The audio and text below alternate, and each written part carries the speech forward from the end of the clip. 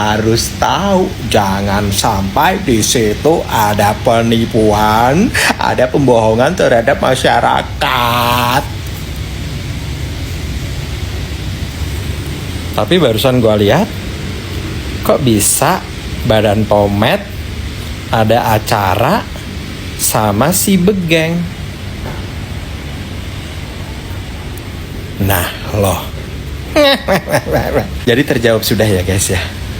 Kenapa dulu waktu sidang Nikita Mirzani ya, Badan Pomet diundang tapi dia nggak dateng.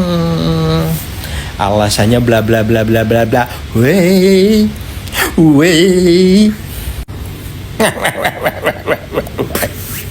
Pokoknya gue nggak mau tahu. Gue bakalan telepon Sinepos. Itu kan yang kalian mau.